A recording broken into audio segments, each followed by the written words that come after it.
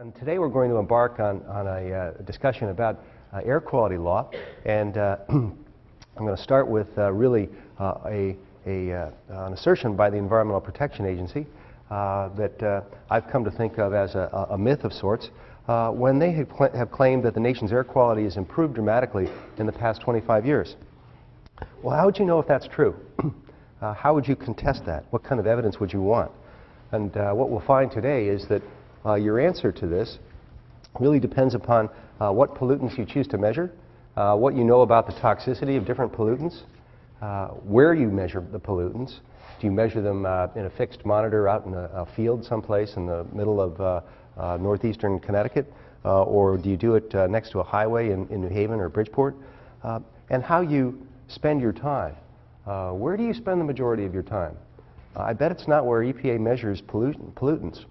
The majority of your time is spent indoors, I would guess, overwhelmingly indoors.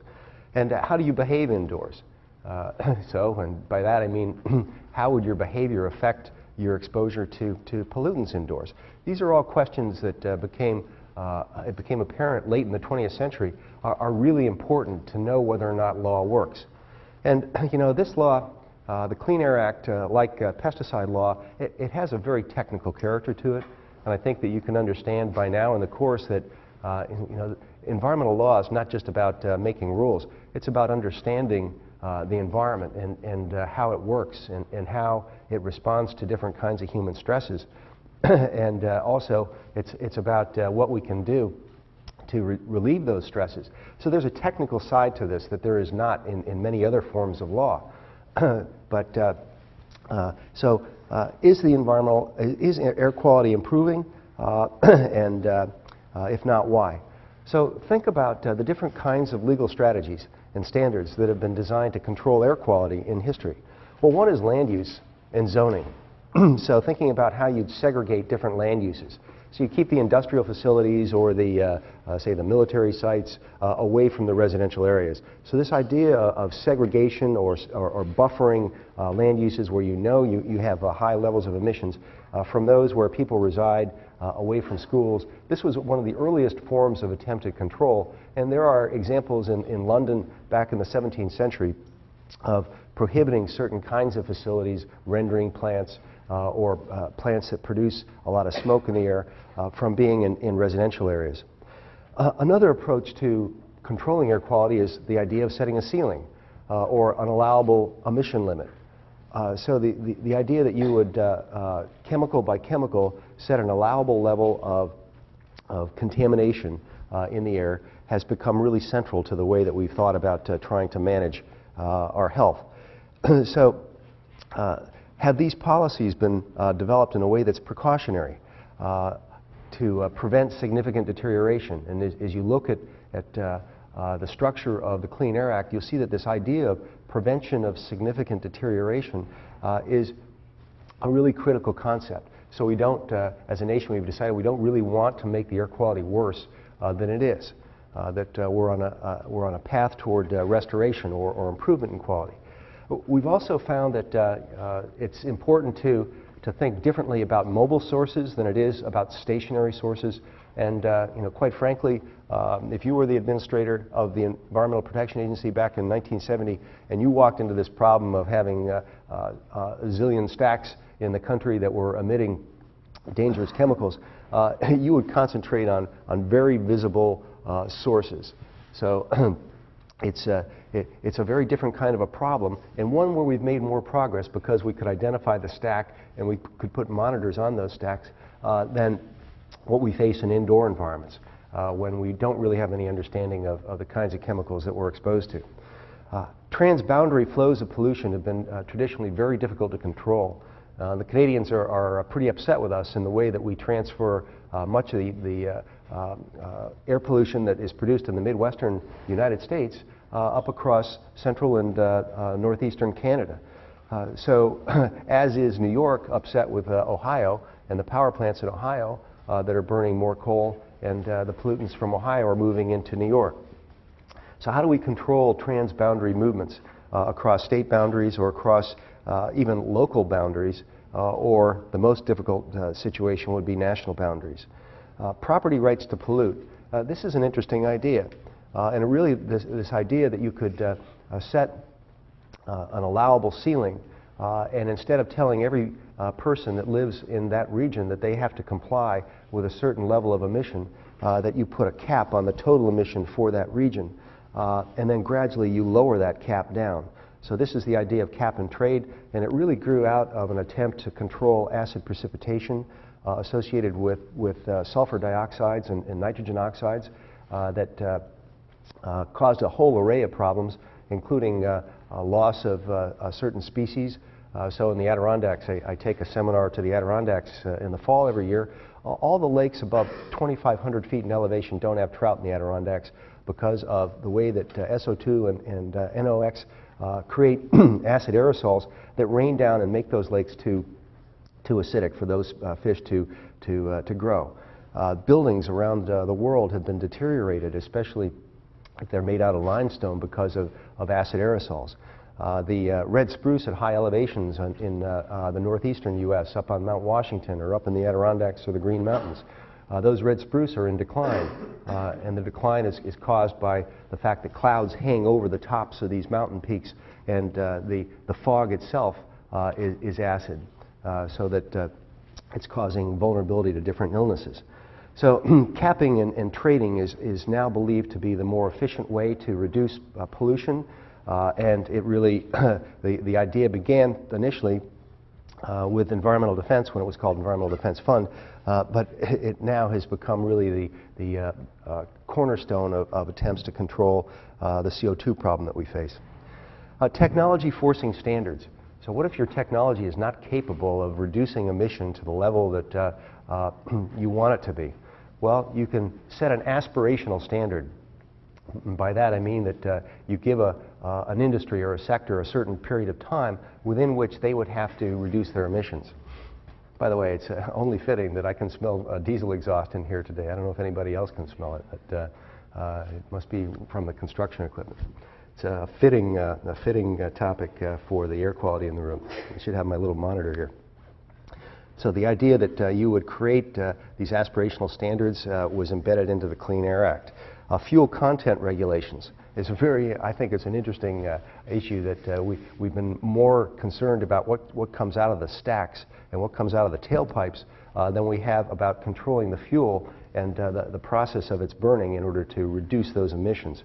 So the idea of filtering what is coming out at the end of the process, the combustion process, as opposed to thinking more carefully about the nature of the fuel. We made serious mistakes in history thinking about leaded fuel as an example. So lead was added to fuel to make engines more efficient, and to knock less, and to make them less prone to breakdown. But it spewed lead around the world, and recognizing that lead got into the bones of children and induced developmental and neurological disorders, that's a very important story. So fuel content regulation, in a way, there's an interesting similarity to the way that we feed animals. So kind of neglecting residues that are in animal feed, or neglecting the strontium-90 that was in the feed that went into cattle and then made its way to our dinner plates. It's similar to neglecting the content of fuel and just not caring about where it's going to go. So thinking about residues out there in the ambient environment as the target for regulation, as opposed to the underlying source, either the technology of the engine or the type of fuel that is burned.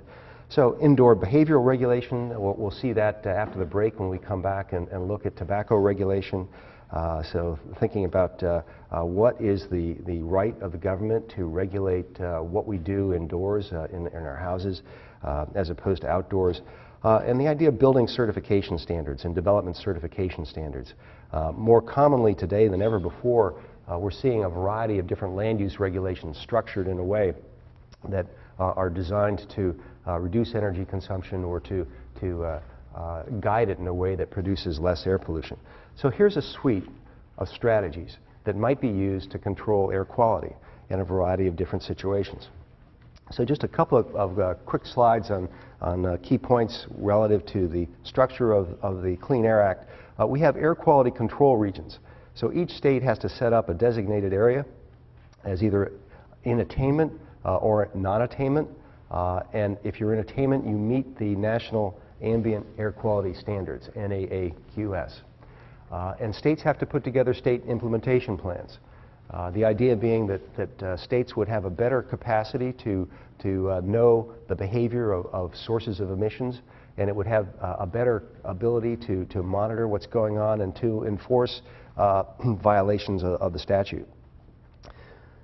So the state implementation plans have to have established enforceable limits, methods for acquiring air quality data, meaning that they've got to set up a surveillance system.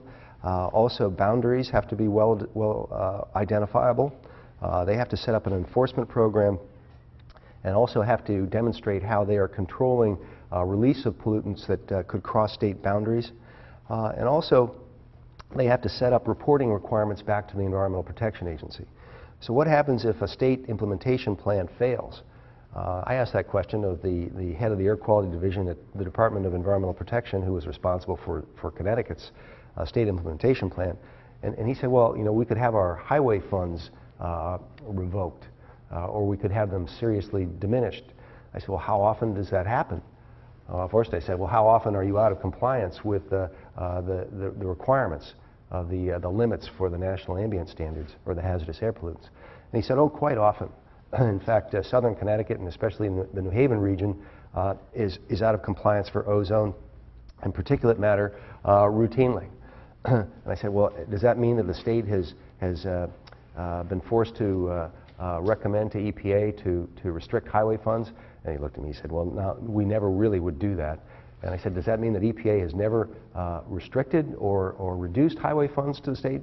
And the answer was no. So you've got a monitoring burden, you've got an enforcement burden that really is not working.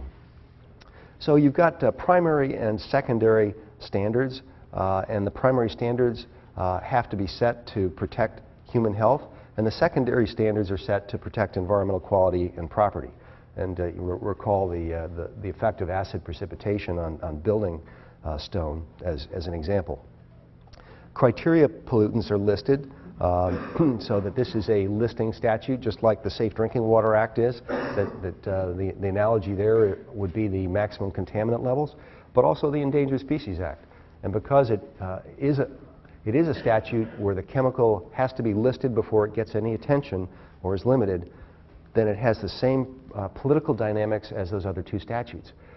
Everybody fights about which chemical is going to be placed on the list. So there are also a class of chemicals, about 190, that are called hazardous air pollutants. And I'm going to go through these just quickly. The criteria pollutants that were initially believed to be dangerous to health include particulates, SO2, NOx, carbon monoxide, ozone, and lead. And by the way, all of these chemicals are either emitted or they are created from automobile exhaust, just as one example. But then we have this other category that's called hazardous air pollutants. Asbestos, mercury, arsenic, beryllium, vinyl chloride, benzene. Benzene is a known human carcinogen, radionuclides, coke oven emissions, and coal tars. So that there is this ambiguity, ambiguity in language that's embedded into the Act. Clearly, the criteria pollutants are dangerous. They're hazardous. And the government has paid a lot of attention to these 6 compounds and not much attention to the hazardous air pollutants that include volatile organic compounds that are some of which are ozone precursors. So how are these standards set? What do they look like? Well, this is, it gets a bit technical, and I'm not going to spend much time on it, but there's been an increasing sensitivity about the danger of particulate matter if it is superfine. So originally EPA went after particulate matter 10, which is 10 microns in diameter in size, and had neglected anything that was finer, so that eventually standards were set for PM 2.5. But take a look at the units here. The units here are kind of fascinating. So just take PM 2.5 because we're going to be talking about that with respect to diesel emissions. 90% of diesel emissions are actually PM 1 or less, so that they are really quite fine. So it's set at 15 micrograms per cubic meter. I mean, it's hard to wrap your head around what that means. or 65 micrograms per cubic meter as a yearly average. And I'll come back to the averaging issue. And for some of the pollutants, there's an annual average. For some pollutants, there's a 24 average. And this is extremely important. So there's a politic that surrounds the averaging period that EPA has allowed. And by the way, when EPA wants to establish a new limit, how do they do it? Well, they publish a notice in the Federal Register. How many of you have ever commented on a Clean Air Act standard being proposed in the Federal Register? How many of you have ever really? You've done that? Well, that's great. You're the first student in about 10 years that's raised his hand.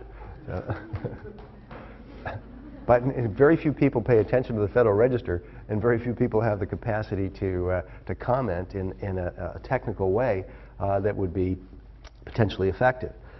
So here are the ozone standards, the carbon monoxide standards, and lead standards, and they all have different averaging periods. Well, it's worth your reflection on how those averaging periods are established. I'm not going to go into that except with respect to PM 2.5 today. So the hazardous air pollutant provisions were largely neglected by EPA, and Congress got upset in 1990 because only 7 chemicals were regulated. By the way, there are 6 national ambient standards set, PM and CO and lead that I just showed you. There were 7 standards set for hazardous air pollutants as of 1990, and Congress said, what? This doesn't make any sense. So how many air pollutants are there anyway? Well, just in wood smoke is one example, or tobacco smoke, there are between 2,000 and 4,000 different particles, different compounds. So particles of different size. The attention of government on so few compounds is really quite striking. So Congress said, what are you doing? What are you doing with the hazardous air pollutants? And EPA said, well, we've just been so overwhelmed trying to figure out how to manage emissions from stacks, and we've had a hard time in just dealing with 6 of the ambient standards. So we haven't paid much attention to it. So they established separate categories in the amendments of 1990. This set of amendments was probably the most important set of amendments in the history of the Clean Air Act, and it categorized minor and major sources and put into place the maximum achievable control technology standard. Maximum achievable control technology. So it basically is forward-looking, thinking about the potential of technology, and in some instances setting standards that are beyond what technology could currently meet. But offsets were also allowed to reduce hazardous air pollutants within plants. And what that means is that if you're a refinery, say there's a huge refinery with about 100 different stacks that exists between Los Angeles and San Diego on the eastern side of the I-5, and it has so many stacks coming out of it that those refineries and other industries, large chemical companies, went to EPA and said, well, look, we don't want to have to meet these standards for every stack. For the ones where I'm emitting lower levels than what would be allowable, can I use that as an offset for the emissions for the stack that's emitting more than is allowable? And this provision was enacted to allow the companies to play a greater role in trying to figure out how they could reduce their overall emissions. Well, today for the next 20-25 minutes, what I want to do is I want to focus on vehicle emissions because it's extremely important to our energy future and our climate future, but it's also extremely important to our health. It's affecting us quite differentially based upon where we live, how we behave, and also our ethnicity. So, and this is because different ethnic groups have different background susceptibility. So all the principles that we talked about with respect to pesticides and strontium-90 about, not everybody's exposed in the same way, or not everybody is equally vulnerable, or some people have background illnesses. Well, this is a story in part about the genetic susceptibility of certain populations that have a higher prevalence of respiratory illness than others. For example, whites have a lower level of lower prevalence of asthma in the United States than do African Americans. And people of Puerto Rican descent have the highest in the nation. So that's very difficult to explain. It's difficult to tease out whether or not there's a relationship between the smaller ethnic groups and where they live inside urban areas. There's a separate debate about whether or not there's a genetic characteristic that makes them more susceptible. So I want you to think about the vehicle problem for a moment, which I think of as enormously complicated and enormously important. So that it's the way that we've been managing our consumption of fuel and vehicles, and the way that we've used public subsidies to allow us to move more freely around our landscape has had just an enormous effect on our health, our behavior, as well as the quality of the environment. 235 million vehicles in the U.S., about 320 million people in the U.S., so that there's now a one vehicle in the country for everybody that has a driver's license or is eligible for a driver's license. So 3 trillion miles have been traveled in the past year. 200 billion gallons of fuel, $600 billion per year at $3 per gallon. And the average fuel efficiency of vehicles in the U.S. is about 17 miles per gallon. Some of you are helping me with a study of trucking and barging in an effort to try to think about reducing diesel emissions from trucks, tractor-trailer trucks coming up 95. So the Port Authority in New Jersey receives about 5 million of the containers that come in on barges to the Port Authority, make their way up into Connecticut across the New York border, and move up toward Boston and deliver goods in southern Connecticut and Providence, Rhode Island, and also in the Boston area.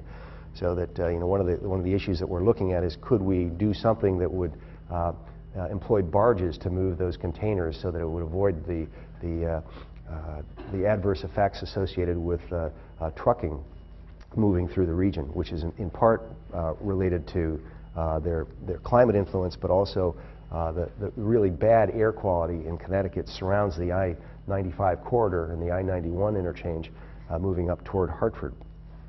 Those trucks, by the way, get about 5 to 5.5 miles per gallon. How about the lag in adoption of technology forcing standards? So say that you were the EPA administrator and you decided you wanted to do something about this low diameter particle, and you published a regulation and went through the comment period, by the way, that is governed by the Administrative Procedures Act, and you mandated a reduction in, say, NOx and PM. In the case of particulate matter and NOx, this standard was adopted back in, proposed to be adopted back in the late 1990s, 1998, and eventually it was adopted following litigation and following the Whitman versus American Trucker decision went into force, but it didn't phase in to make any changes until 2006 and 2010 in requirements for engine design. So you need to think about kind of the last night in section I said it's like the glacial pace of regulation. So supposing the science is really clear and it tells you that the current level of air quality or current emissions are really dangerous, and that there's a link between disease in the population and the emission levels, and you want to do something about it. Well, it's going to take you probably between 10 and 15 years to see any difference at all in the regulations. And what else is at play here? What's the average life cycle of a car? Well, now it's approaching 20 years in the nation. And what's the average life cycle of one of these long-distance trucks? Well, that's getting close to 30 years. For some of them, it's even 35 years. And by the way, they don't throw those engines away at the end of 35 years. They often move them into agricultural purposes, or the last resort of use for the least efficient diesel engine is now the fishing fleet. So that old engines don't go away. So this tells you that just adopting a new regulation that is technology forcing, that is going to demand a new engine design that will emit less, it's not likely to make a difference for a long period of time, given this long life cycle of the current vehicle stock. Particulate standards. So they revised the standard, I said 98 a minute ago, it's 1997, and it focused health concerns on mortality studies. And basically they began to find that the finer particles are more dangerous. And this I mean, thinking about it physiologically, anybody that has had physiology, this should be quite intuitive to you. So why would finer particles be more dangerous? Okay, yes? Well, absorbed immediately into the bloodstream. They are absorbed into the bloodstream, but why would finer particles be more easily absorbed than larger diameter particles? I know also that small particles can act as a nucleus and attract other water. Another good point. These small carbon particles act as a nucleus, and they're sticky, and they attract volatile organic compounds. Yes? The small particles can get through like your body's natural defense mechanisms and your like nostrils and stuff like that. Okay. The larger particles are filtered out higher up in the nasal pharyngeal cavity. The smaller particles can be embedded more deeply into your lung, and they can carry, therefore, these other compounds along with them. So the finer particles are more dangerous. And we had started out with a regulation of PM10, went to the regulation of PM2.5, and now most people are thinking, wow, you know, diesel emissions are 90% PM1. Why aren't we regulating at PM1 or even lower than that? In part, it's a detection technology issue. It's more expensive to detect the finer particles, more cumbersome for states to try to set up a monitoring and surveillance program. So what are the latest PM standards? 15 micrograms per cubic meter, and I want you to focus on one phrase here. These are daily averages, and they're then averaged over 3 years. Averaged over 3 years? Well, you know, when I first read that, and I hadn't really studied any of the science, I said to myself, well, that must mean that, you know, the short bursts of pollution really don't make any difference. You know, I always thought that it was not really a particularly good thing to hang out behind a truck or a bus on the highway that was blowing diesel smoke, and that there must be a better way to drive. So that in this case, absolutely the opposite is true. The literature, the scientific literature, if you do a careful scan, it's very clear that even short bursts of pollution can have an adverse effect on the respiration rate and also on people that have background illnesses. So that if you look at the tunnel studies, for example, in Europe, in Switzerland and Germany, particularly through the Alps, where you have a lot of diesel truck traffic that move through those tunnels, and they're often backed up in the tunnels. So the air quality in those tunnels is exceptionally bad. The Lincoln Tunnel is another good example of that. So that they found that people were having respiratory symptoms, using medication more often, or had to visit the doctor or be admitted to emergency rooms more often following these short bursts of exposure. So the short bursts actually count. With Reed Whitman versus American Trucking, it's a really interesting decision. The Clean Air Act, the Supreme Court concluded, unambiguously bars cost consideration from the standard setting process. Further, it requires EPA to set standards requisite to protect the public health, allowing an adequate margin of safety. So this is not a case like the early pesticide law of balancing risk versus benefits. No consideration of the costs to the trucking industry or to the auto industry or to the utilities can be at play as EPA decides what the level is supposed to be. By the way, just the claim that EPA had the responsibility to balance benefits caused this implementation of the PM standard to be delayed for 3 years while it was moving its way through the courts. What about the health benefit of the new PM standards? EPA estimated that when they were fully implemented this year, hooray, okay, they decided in 1997 that they wanted this new standard to protect health, so that it's fully implemented this year. 8,300 fewer premature deaths were estimated to be the result. 17,000 fewer cases of childhood acute bronchitis, and 360,000 fewer asthma attacks. Wow, this is per year, by the way. So EPA was estimating that every year of delay in the implementation of this standards, these are the health outcomes. Now, how would you cost that out economically? Well, how would you cost out, say, asthma? What factors would you consider in thinking about what the value to society might be if you wanted to put this question into a more utilitarian cost-benefit framework? Well, one of the things that you would certainly consider would be the medical costs of medical care. So physician costs, emergency room visits, and also you have to be aware that those that are poorest in society have the least health coverage, and they tend to be the ones, if they're asthmatic, that don't get routine care.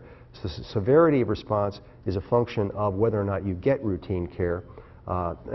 Great studies about numbers of doctor's visits related to numbers of hospital admissions. So the more routine care you get, the less likely you are to go into the hospital. So it costs society less, especially for people that are on Medicaid or Medicare.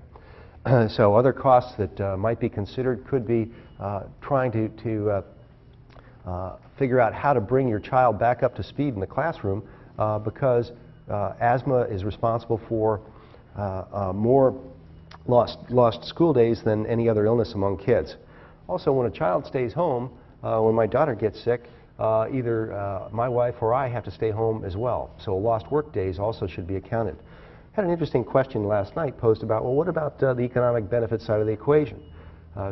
Should you also consider some of the benefits of prescribing drugs or benefits to a hospital of paying, having the profit that's associated with use of the drugs or the medical services. So, I mean, setting up the accounting system it's actually a very tricky business.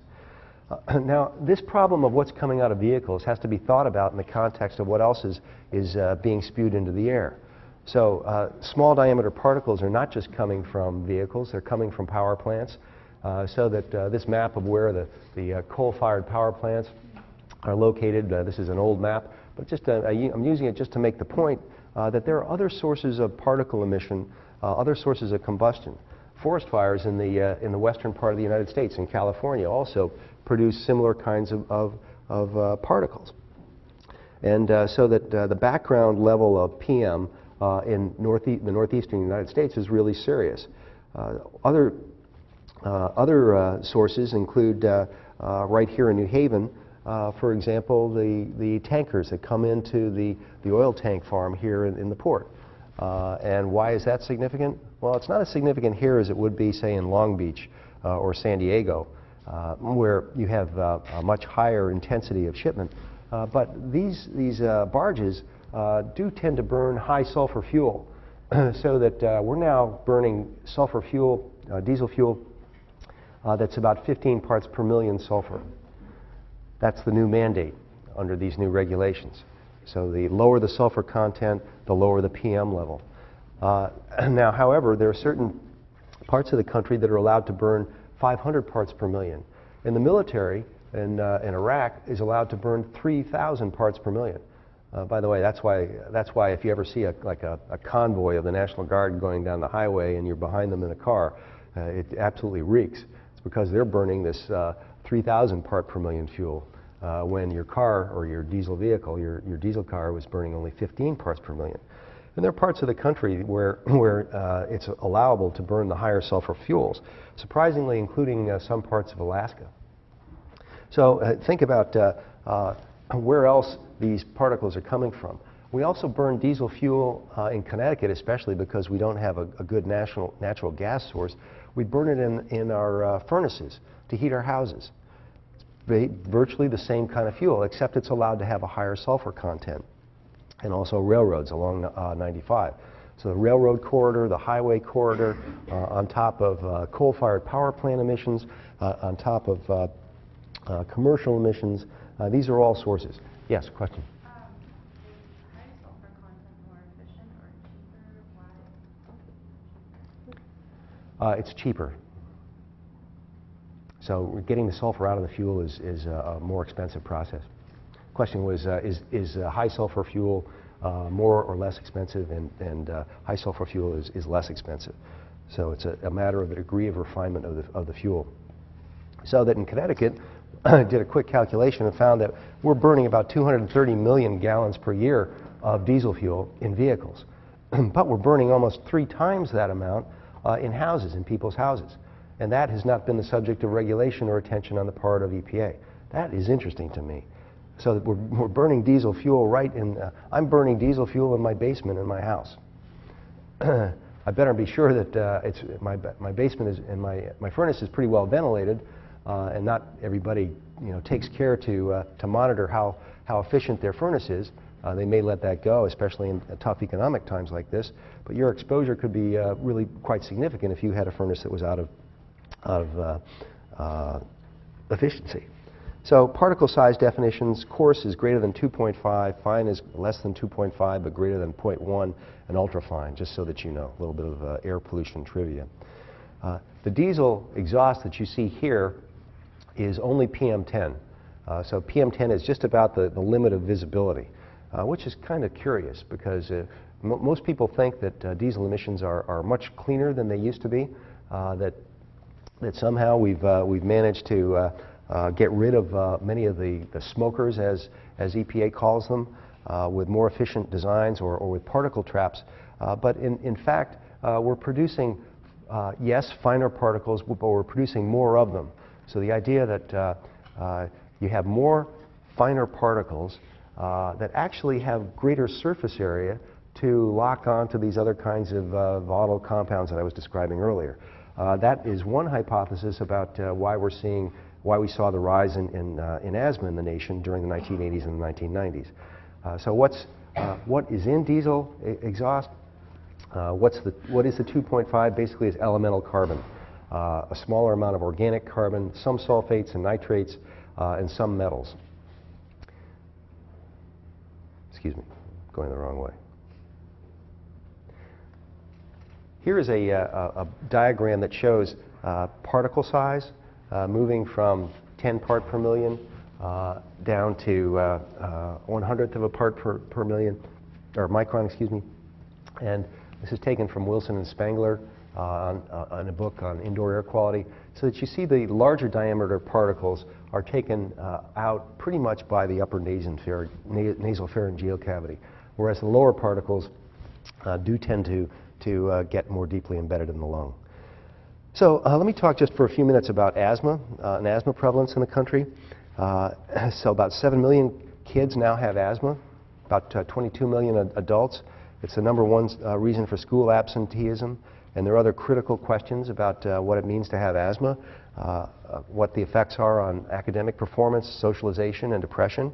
And I was teaching a seminar here at the Yale New Haven Teachers Institute about 7 years ago, and I asked one of the people in the class what the percentage of kids in his class was that had registered medications with a school nurse. He said he didn't know, but he came back and he said it's about 24% of his kids in his class had been physician diagnosed as having asthma.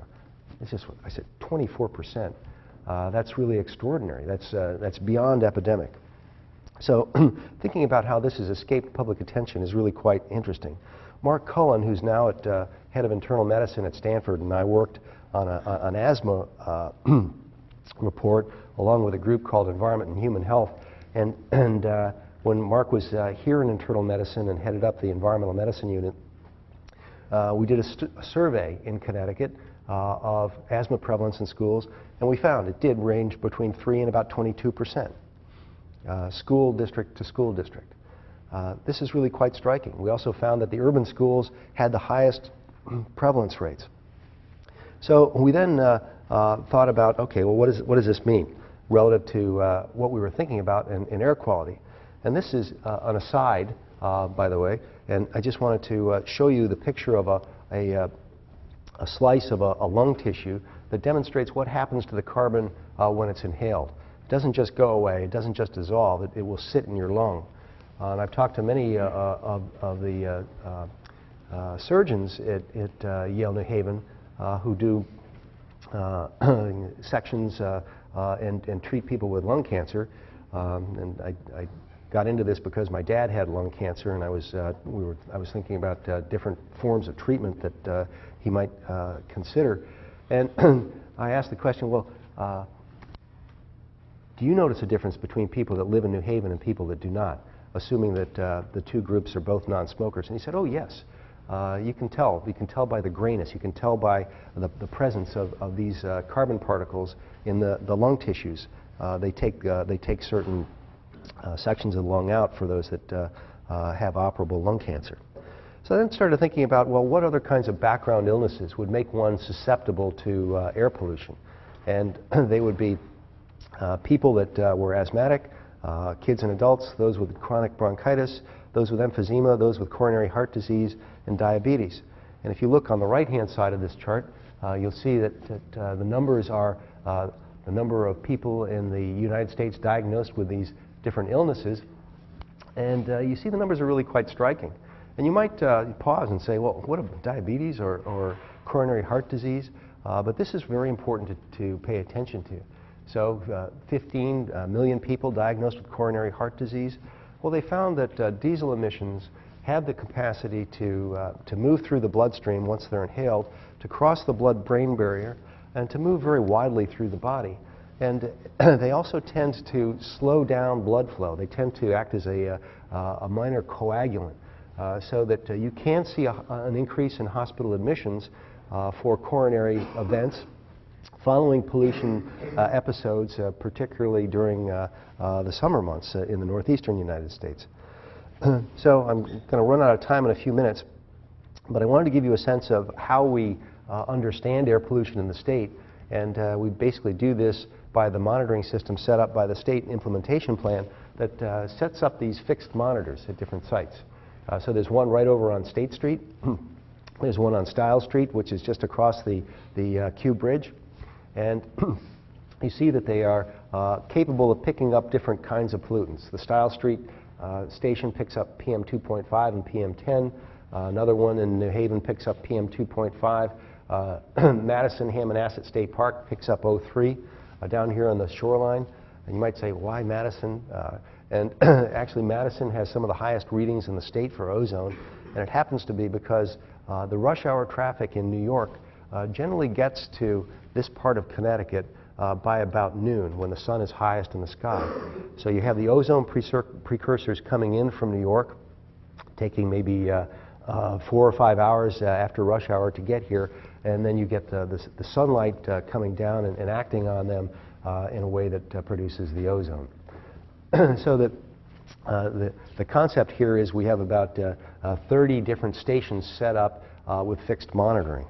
So what do the monitoring sites tell us about pollution and how variable it is across time? So this is a day from midnight to midnight going across the bottom. And what you see here is different months of the year represented by the different colored lines. And over here, you see the PM levels. And PM 2.5 has the standard of 15 microns as being the federal limit. That's when it's averaged over a full day, and these estimates are averaged over a day. And what you see here is that some months are clearly dirtier than other months are. For example, June tends to be, in this year at least, June was more polluted than, say, December was. So that there are certain climatological patterns that are behind this. But you also see something else in this chart, which I think is quite curious. You see this effect. You see a decline coming in the early morning hours. You see a rise coming around the rush hour. You see a decline that's more in some months than others, coming back down for the lunch hour and then picking back up. This is an artifact of the way that we drive vehicles and how we're all on quite a similar schedule. And I'm going to leave you today with this diagram saying to you that you need to think very carefully about these averaging periods. So I measure particles at 10-second intervals, and they're represented by these blue squares. And if you take the same data and you average that data over a minute, you get the pink squares. If you take a 5-minute moving average, you get the yellow. If you take a 1-hour average, you get the purple, and you get the red if you average it over 8 hours. The PM 2.5 standard demands that the data be averaged over 24-hour periods and then averaged over 3 years. So basically, it's going not even, the way that EPA would read data would be over this 24-hour average over 3 years. And you can tell from that it would compress everything so that all of these values would be invisible. even if you had blocks of time, like 3-4 hours, where pollution was exceptionally high. So when you put that story together with the idea that scientific literature is telling us that you know, we need to pay attention to these short bursts of pollution, predominantly because people are experiencing medical effects that are now causing them to seek medical attention. Okay, that's it today. We'll come back on Thursday.